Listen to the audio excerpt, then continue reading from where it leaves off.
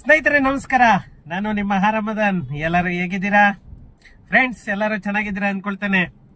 ಮತ್ತೆ ಸ್ವಲ್ಪ ಗ್ಯಾಪ್ ಆಯ್ತು, ಯಾಕಂತಂದ್ರೆ ಸ್ವಲ್ಪ ಟೈಮ್ ಸಿಗದೆ ವಿಡಿಯೋಸ್ ಮಾಡಕ್ಕೆ ಆಗ್ತಾ ಇಲ್ಲ.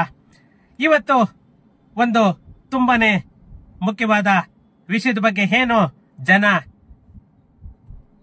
ಈ ಬಿ ಖಾತಾ ಬಗ್ಗೆ ಎಲ್ಲರೂ ಎ ಖಾತಾ ಬೇಕು ಅಂತಂದೇಳಿ ಏನು ಕಾಯ್ತಾ ಇದ್ರಿ, ಅವರಿಗೆಲ್ಲನೂ ಒಂದು ಸರ್ಕಾರದಿಂದ ಒಂದು ಗುಡ್ ನ್ಯೂಸ್ ಅನ್ನ ಕೊಡ್ತಾ ಇದೆ. ಏನಂತಂದೇಳ್ಬಿಟ್ಟು ಈ ವಿಡಿಯೋದಲ್ಲಿ ನಾವು ಸಂಪೂರ್ಣವಾಗಿ ತಿಳ್ಕೊಳ್ಳೋಣ. ಅದಕ್ಕೂ ಮುಂಚೆ ಇನ್ನು ನನ್ನ ಚಾನೆಲ್ ಅನ್ನ ಯಾರೆಲ್ಲ ಸಬ್ಸ್ಕ್ರೈಬ್ ಮಾಡ್ಕೊಂಡಿಲ್ಲ, ಪ್ಲೀಸ್ ಸಬ್ಸ್ಕ್ರೈಬ್ ಮಾಡ್ಕೊಳ್ಳಿ. ಹಾಗೇನೆ ನನ್ನ ವಿಡಿಯೋಸ್ ಅನ್ನ ಶೇರ್ ಮಾಡೋ ಮುಖಾಂತರ ನನಗೆ ಸಪೋರ್ಟ್ ಮಾಡಿ ಅಂತ ಹೇಳ್ತಾ ಟೈಮ್ ವೇಸ್ಟ್ ಮಾಡೋದ್ ಬೇಡ ಫ್ರೆಂಡ್ಸ್, ನಾವು ವಿಡಿಯೋಗೆ ಎಂಟರ್ ಆಗೋಣ.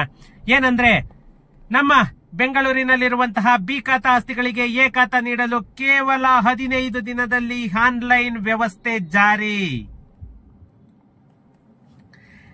ಏನು ಬಿ ಖಾತಾ ಅನ್ನೋ ಒಂದು ಕಾನ್ಸೆಪ್ಟ್ ಇತ್ತು, ಅವೆಲ್ಲದಕ್ಕೂ ಎ ಖಾತಾ ಕೊಡ್ಬೇಕು ಅಂತ ಹೇಳ್ಬಿಟ್ಟು ನಮ್ಮ ಕರ್ನಾಟಕ ಸರ್ಕಾರ ಏನು ಒಂದು ಪ್ರಸ್ತಾವನೆಯನ್ನ ಇಟ್ಟಿತ್ತು, ಅದಕ್ಕೆ ಅಧಿಕೃತ ಚಾಲನೆಯನ್ನ ಕೊಡೋದಕ್ಕೆ ರೆಡಿಯಾಗಿದೆ. ಇನ್ನು ಕೇವಲ 15 ದಿನದಲ್ಲಿ ಆನ್ಲೈನ್ ಅಲ್ಲೇನೆ ನೀವು ಅಪ್ಲಿಕೇಶನ್ ಅನ್ನ ಹಾಕೊಳ್ಬಹುದು.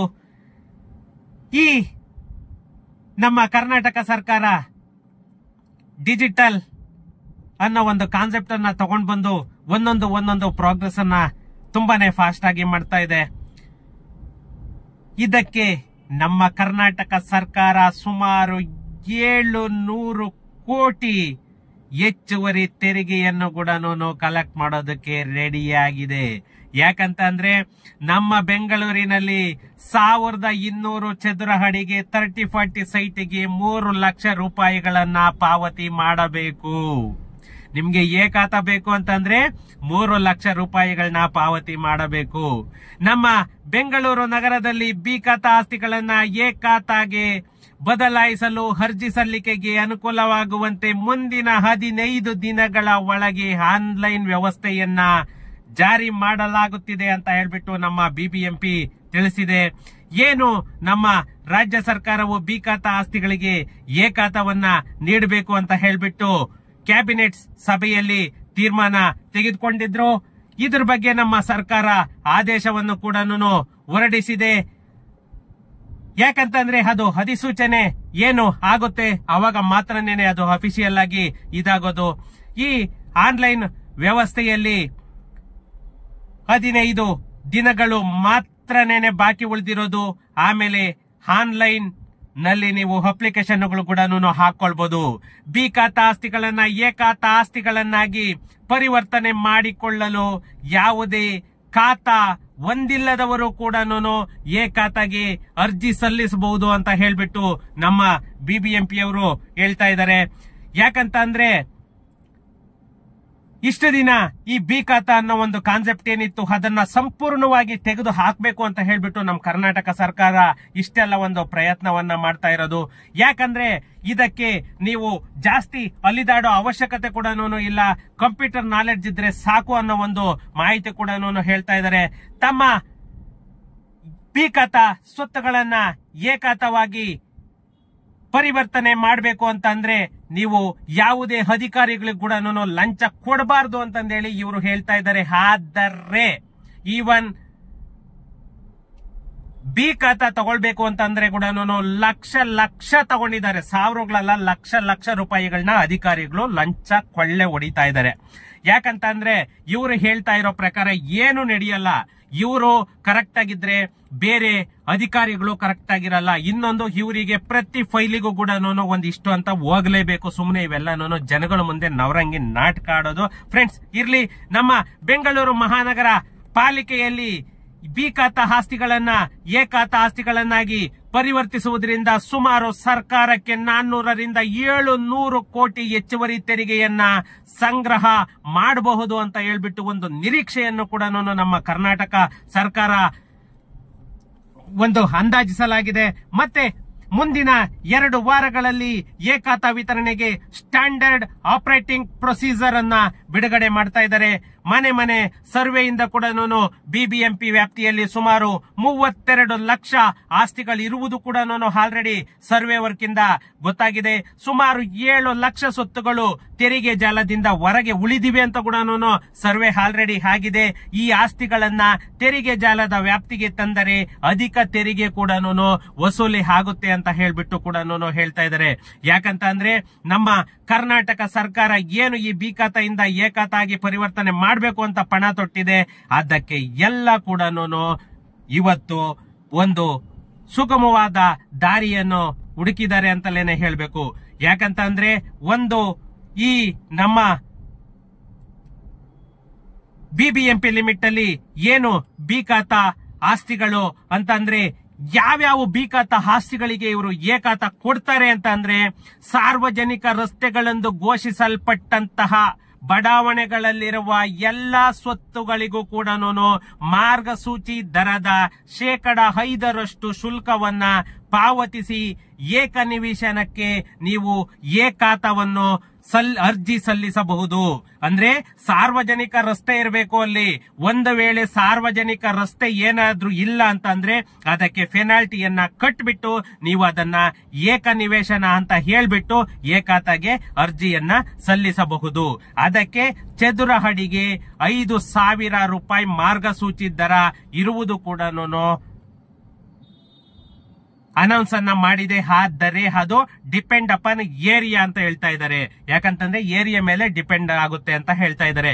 1,200 ಚದುರ ಅಡಿ ವಿಸ್ತೀರ್ಣದ ಬಿ ಖಾತಾ ನಿವೇಶನಕ್ಕೆ ಎ ಖಾತಾ ಪಡೆಯಲು ಸುಮಾರು 3 ಲಕ್ಷ ರೂಪಾಯಿಯನ್ನ ಪಾವತಿ ಮಾಡಬೇಕಾಗುತ್ತದೆ. ಅಂದ್ರೆ ನಿಯರ್ಲಿ 30-40 ಸೈಟಿಗೆ 3 ಲಕ್ಷ ರೂಪಾಯಿಯನ್ನ ಪಾವತಿ ಮಾಡಿದ್ರೆ ಬಿ ಖಾತಾವನ್ನ ಎ ಖಾತಾ ಆಗಿ ಕನ್ವರ್ಟ್ ಮಾಡಿ ಕೊಡುತ್ತೆ ನಮ್ಮ ಕರ್ನಾಟಕ ಸರ್ಕಾರ. ಇದಲ್ಲದೆ ಭೂ ಪರಿವರ್ತನೆ ಶುಲ್ಕ, ಸುಧಾರಣೆ ಶುಲ್ಕ ಹಾಗೂ ಇನ್ನಿತರೆ ಶುಲ್ಕಗಳನ್ನು ಕೂಡ ಜನರು ಬಿಬಿಎಂಪಿಗೆ ಕಟ್ಟಬೇಕಾಗುತ್ತದೆ. ಬರೀ 3 ಲಕ್ಷ ಅಲ್ಲ, ಅದಕ್ಕೆ ಇನ್ನ ಎಕ್ಸ್ಟ್ರಾ ಚಾರ್ಜಸ್ ಕೂಡ ಇದೆ. ಅದು ಸರ್ಕ್ಯುಲರ್ ನೋಡಿದ್ಮೇಲೆ ಹೇಳ್ಬೋದು. ಅದು ಸರ್ಕ್ಯುಲರ್ ಇನ್ನು ಸಿಕ್ಕಿಲ್ಲ ಫ್ರೆಂಡ್ಸ್. ಸರ್ಕ್ಯುಲರ್ ಸಿಕ್ಕಿದ ಮೇಲೆ ಅದು ಕೂಡ ಎಷ್ಟೆಷ್ಟಾಗುತ್ತೆ ಅಂತ ಹೇಳ್ತೀನಿ. ಈ ಬಿ ಖಾತಾ ಹೊಂದಿರುವಂತಹ ಬಹುಮಹಡಿ ಪ್ಲಾಟ್ಗಳಿಗೆ ಅಥವಾ ಒಂದೇ ನಿವೇಶನದಲ್ಲಿ ನಿರ್ಮಿಸಿರುವಂತಹ ಬಹುಮಹಡಿ ಪ್ಲಾಟ್ಗಳಿಗೆ ಭೂ ಪರಿವರ್ತನೆ ಶುಲ್ಕ, ಏನು ಭೂ ಪರಿವರ್ತನೆ ಶುಲ್ಕ ಅಂತ ಏನ್ ಹಾಕ್ತಾರೆ ಅದನ್ನ ಪಾವತಿಸಿದ ನಂತರನೇ ಇವರು ಸ್ವಾಧೀನ ಅನುಭವ ಪತ್ರವನ್ನ ನೀಡೋದು. ನಂತರನೇನೆ ಪ್ರತಿ ಪ್ಲಾಟ್ ಮಾಲೀಕರಿಗೆ ಎ ಖಾತಾವನ್ನು ಕೂಡ ನೀಡೋದು. ಯಾಕಂತ ಅಂದ್ರೆ ಒಂದು ಸಾರಿ ಅದು ಬಿ ಖಾತೆಯಿಂದ ಎ ಖಾತಾ ಕನ್ವರ್ಟ್ ಆಗ್ಬೇಕು ಅಂದ್ರೆ ಇಷ್ಟೆಲ್ಲ ಪ್ರೊಸೀಜರ್ ಅನ್ನ ಇವರು ಬಳಸಲೇಬೇಕು. ಯಾವುದೇ ಒಂದು ಫ್ಲಾಟ್ ಮಾಲೀಕರಿಗೆ ಎ ಖಾತಾವನ್ನ ನೀಡಬೇಕು ಅಂತಂದ್ರೆ ಅವರು 100% ಆ ಭೂ ಪರಿವರ್ತನೆ ಶುಲ್ಕವನ್ನ ಪಾವತಿ ಮಾಡಲೇಬೇಕು. ಒಂದೊಮ್ಮೆ ಬೈಲಾಗೆ ವಿರುದ್ಧವಾಗಿ ಏನಾದರೂ ಕಟ್ಟಡ ನಿರ್ಮಿಸಿದ್ದರೆ ಬಿ ಖಾತಾದಲ್ಲೇ ಮುಂದುವರಿಯುತ್ತೆ ಅಂತ ಅಂದ್ರೆ ಏನಾದ್ರೂ ರೂಲ್ಸ್ ಅನ್ನ ವಯೋಲೇಷನ್ ಮಾಡಿದ್ದರೆ ಅದು ಬಿ ಖಾತಾ ಹಾಗೇನೇನೆ ಉಳ್ಕೊಳ್ಳುತ್ತೆ. ಇದರಿಂದ ಬಡ ಮತ್ತೆ ಮಧ್ಯಮ ವರ್ಗದ ಜನರು ತ್ರಿಶಂಕು ಸ್ಥಿತಿಗೆ ಸಿಲುಕುತ್ತಾರೆ ಅನ್ನೋದು 100% ಕನ್ಫರ್ಮ್ ಆಗಿದೆ. ಯಾಕಂತ ಅಂದ್ರೆ ಎಷ್ಟೋ ಜನ ಪ್ಲಾನ್ ಅಪ್ರೂವಲ್ ತಗೊಂಡಿಲ್ಲ.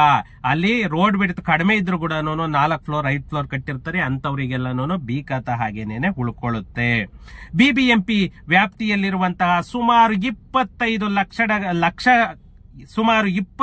ಲಕ್ಷ ಕಟ್ಟಡಗಳ ಪೈಕಿ ಬೈಲಾ ಪ್ರಕಾರ ನಿರ್ಮಿಸಿರುವಂತಹ 5% ಕಟ್ಟಡಗಳು ಕೂಡ ಸಿಗಲ್ಲ ಅಂತ ಹೇಳ್ಬಿಟ್ಟು ನಮ್ಮ ಅಪೋಸಿಷನ್ ಲೀಡರ್ ಪದ್ಮನಾಭ ರೆಡ್ಡಿ ಅವರು ಹೇಳ್ತಾ ಇದ್ದಾರೆ.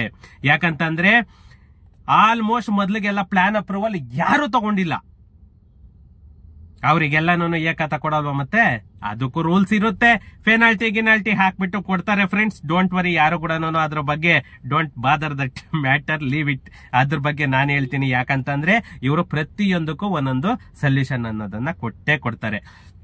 ಇದು ಈ ಬಿಡಿಎ ಕಂದಾಯ ವ್ಯಾಪ್ತಿಯಲ್ಲಿ ಏನು ಬರುತ್ತೆ, ಆ ವಸತಿ ಉದ್ದೇಶಕ್ಕಾಗಿ ಏನು ಬಿಡಿಎನಲ್ಲಿ ಫ್ಲಾಟ್ ಗಳನ್ನ ಕೊಟ್ಟಿರ್ತಾರೆ, ಆ ಏಕ ನಿವೇಶನಗಳ ಮಂಜೂರಾತಿಗೆ ಚದುರ ಅಡಿಗೆ 24.60 ರೂಪಾಯಿ ಹಾಗೂ ವಾಣಿಜ್ಯ ನಿವೇಶನಗಳಿಗೆ 27.30 35 ರೂಪಾಯಿಗಳನ್ನ ನಿಗದಿಪಡಿಸಿದ್ದಾರೆ. ಆದರೆ ಗ್ರೇಟರ್ ಬ್ಯಾಂಗ್ಳೂರ್ ವ್ಯಾಪ್ತಿಯಲ್ಲಿ ಬರುವಂತಹ ಚದುರ ಅಡಿಗೆ 250 ರೂಪಾಯಿಯಿಂದ 500 ರೂಪಾಯಿಯನ್ನ ನಿಗದಿಪಡಿಸಿದ್ದಾರೆ. ಬಿಡಿಎ ಫ್ಲಾಟ್ಸ್ ಏನ್ ಬರುತ್ತೆ, ಆ ಬಿಡಿಎ ಫ್ಲಾಟ್ಸ್ಗೆಲ್ಲನೂ 24ರಿಂದ 28 ರೂಪಾಯಿವರೆಗೂ ಮಾಡಿದ್ದಾರೆ. ಆದರೆ ಈ ಗ್ರೇಟರ್ ಬ್ಯಾಂಗ್ಳೂರ್ ಲಿಮಿಟ್ ಅಲ್ಲಿ ಏನು ಬರುತ್ತೆ ಅದೆಲ್ಲಕ್ಕೂ ಕೂಡ 250ರಿಂದ ಸುಮಾರು 500 ರೂಪಾಯಿವರೆಗೂ ವಸೂಲಿ ಮಾಡೋದಕ್ಕೆ ನಮ್ಮ ಕರ್ನಾಟಕ ಸರ್ಕಾರ ರೆಡಿಯಾಗಿದೆ. ಯಾರು ಬೇಕೋ ಅವರು ಏಕಾತವನ್ನ ಕೂಡ ಮಾಡಿಸ್ಕೊಳ್ಬಹುದು. ಆದರೆ ನಿಮಗೆ ಕಟ್ಟುವಂತಹ ಕೇಪಬಿಲಿಟಿ ಇರಬೇಕು. ಸುಮಾರು 3ರಿಂದ 6 ಲಕ್ಷದವರೆಗೆ ಖರ್ಚಾಗುವ ಚಾನ್ಸಸ್ ಇರುತ್ತೆ. ಅದನ್ನ ಪೇ ಮಾಡಿಬಿಟ್ಟು ನೀವು ಬಿ ಖಾತಾವನ್ನ ಎ ಖಾತಾವಾಗಿ ಕನ್ವರ್ಟ್ ಮಾಡ್ಕೋಬಹುದು. ನೀವು ಎ ಖಾತಾ ಆಗಿ ಕನ್ವರ್ಟ್ ಮಾಡ್ಕೊಂಡ್ರೆ ಸುಮಾರು ಫೆಸಿಲಿಟಿ ಸಿಗುತ್ತೆ, ಅದು ಸೆಕೆಂಡರಿ. ಬಟ್ ನಿಮ್ಗೆ ಅಷ್ಟು ಪೇ ಮಾಡಿ ಮಾಡ್ಕೊಳ್ಳುವಂತಹ ಒಂದು ಕೇಪಬಿಲಿಟಿ ಇರಬೇಕು. ಅದೇನಾದ್ರೂ ಇದ್ದು ನೀವು ಧೈರ್ಯ ಮಾಡ್ಕೊಂಡ್ರೆ, ಯಾಕಂದ್ರೆ ಯಾವುದೇ ಒಂದು ನ್ಯಾಷನಲೈಸ್ ಬ್ಯಾಂಕ್ ಅಲ್ಲಿ ಲೋನ್ ಆಗ್ಬೋದು, ಅಥವಾ ನಿಮ್ಗೆ ಒಂದು ಪ್ಲಾನ್ ಅಪ್ರೂವಲ್ ಆಗ್ಬೋದು, ಸಿಸಿ ಆಗ್ಬೋದು, ಓಸಿ ಆಗ್ಬೋದು, ಅಥವಾ ನೀವು ಸೆಲ್ ಮಾಡಬೇಕು ಅಂತಂದ್ರೆ ನಿಮ್ಗೆ ಗಿರಾಕಿ ಸಿಗೋದಾಗ್ಬೋದು, ಕಸ್ಟಮರ್ಸ್ ಸಿಗೋದು, ಅಥವಾ ನಿಮ್ಗೆ ಬಿ ಖಾತಾಗೂ ಎ ಖಾತಾಗೆ ರೇಟ್ ಕೂಡ ನಿಯರ್ಲಿ ನನ್ಗನ್ಸಿದ ಮಟ್ಟಿಗೆ 20% ವರೆಗೂ ಎಕ್ಸ್ಟ್ರಾ ಸಿಗೋದು, ಇಷ್ಟೆಲ್ಲ ಬೆನಿಫಿಟ್ಸ್ ಅಂತೂ 100% ಇದೆ. ಇದು ಒಂದು ಕರ್ನಾಟಕ ಸರ್ಕಾರ ಮಾಡ್ತಾ ಇರುವಂತಹ ಒಂದು 100% ಇಸ್ ಗುಡ್ ನನಗನ್ಸಿದ ಮಟ್ಟಿಗೆ. ಯಾಕಂದ್ರೆ ಬಿ ಖಾತಾಗೂ ಎ ಖಾತಾಗ ಲಾಟ್ ಆಫ್ ಡಿಫ್ರೆನ್ಸ್ ಇರೋದ್ರಿಂದ ನೀವು 100% ಎ ಖಾತಾ ಮಾಡ್ಕೊಂಡ್ರೇನೆ ಬೆಟರ್. ಜನ ಅನ್ಕೊಳ್ತಾರೆ ಸುಲಿತಾ ಇದಾರೆ, ಜನಗಳಿಂದ ಸುಲಿಗೆ ಮಾಡ್ತಾ ಇದಾರೆ, ಶೋಷಣೆ ಮಾಡ್ತಾ ಇದಾರೆ ಜನನ್ನ ಅಂತ ಹೇಳ್ಬಿಟ್ಟು. ಬಟ್ ಒಂದು ಆಂಗಲ್ ಅಲ್ಲಿ ಥಿಂಕ್ ಮಾಡಿದ್ರೆ ಇದು ಜನಗಳಿಗೆ 100% ಹೆಲ್ಪ್ ಆಗುವಂತ ಮ್ಯಾಟ್ರು. ನನ್ನ ಪರ್ಸನಲ್ ಒಪಿನಿಯನ್ ನಾನು ಹೇಳ್ತಾ ಇರೋದು. ಯಾಕಂದ್ರೆ ಬಿ ಖಾತಾ ಎ ಖಾತಾ, ಯಾಕಂದ್ರೆ ನಾನ್ ನೋಡಿರೋ ಪ್ರಕಾರ ಸುಮಾರು 20-25 ವರ್ಷದಿಂದ ನಾನು ರಿಯಲ್ ಎಸ್ಟೇಟ್ ಅಲ್ಲಿ ಇರೋದು, ಅದ್ರ ಬಗ್ಗೆ ನನಗೆ ಗೊತ್ತಿರೋದ್ರಿಂದ ನಾನು ಹೇಳ್ತಾ ಇದ್ದೀನಿ ಬಿ ಖಾತಾಗೂ ಎ ಖಾತಾಗ ಏನು ಡಿಫ್ರೆನ್ಸ್ ಅಂತ ಹೇಳ್ಬಿಟ್ಟು. ಯಾಕಂದ್ರೆ ನೀವು ಬಿ ಖಾತಾ ಇಟ್ಕೊಂಡ್ರೆ ನಿಮ್ಗೆ ಇವಾಗ ಎಕ್ಸಾಂಪಲ್ ಇವಾಗೆ ನೀವು ಅನುಭವಿಸ್ತಾ ಇದ್ದೀರಾ, ನಿಮ್ಮ ಕರೆಂಟ್ ಕೊಡ್ತಾ ಇಲ್ಲ, ಪ್ಲಾನ್ ಅಪ್ರೂವಲ್ ಕೊಡ್ತಾ ಇಲ್ಲ, ಸಿಸಿ ಕೊಡ್ತಿಲ್ಲ, ಓಸಿ ಕೊಡ್ತಿಲ್ಲ ಅಂತ ಹೇಳ್ಬಿಟ್ಟು. ಬಟ್ ಎ ಖಾತಾಗೆ ಒಂದು ಸಾರಿ ಕನ್ವರ್ಟ್ ಆಯ್ತು ಅಂತಾರೆ ಆ ತರದ್ ಯಾವುದೇ ಒಂದು ಸಮಸ್ಯೆ ಕೂಡ ನಿಮ್ಗೆ ಬರಲ್ಲ. ಅದರಿಂದ ಸಾಧ್ಯವಾದಷ್ಟು ಸಾಲ ಬಾಲ ಏನ್ ಮಾಡ್ತಿರೋ ನೋಡಿ ಒಂದ್ಸಾರಿ ಮಾಡ್ಬಿಟ್ಟು ನೀವು ಬಿ ಖಾತಾವನ್ನ ಎ ಖಾತಾ ಹಾಗೆ ಕನ್ವರ್ಟ್ ಮಾಡ್ಕೊಳ್ಳಿ. ಕನ್ವರ್ಟ್ ಮಾಡ್ಕೊಂಡ್ರೆ 100% ನಿಮ್ಗೆ ರೇಟ್ ಕೂಡ ನಿಮ್ಗೆ ರಿವೈಸ್ ಆಗೋ ಚಾನ್ಸಸ್ ಸಿಗುತ್ತೆ. ಫ್ರೆಂಡ್ಸ್, ಏನಾದ್ರೂ ಇತ್ತು ಅಂತ ಅಂದ್ರೆ ನನ್ಗೆ ಕಮೆಂಟ್ ಮಾಡಿ. ಸಿಗೋಣ ನೆಕ್ಸ್ಟ್ ವಿಡಿಯೋದಲ್ಲಿ. Thank you.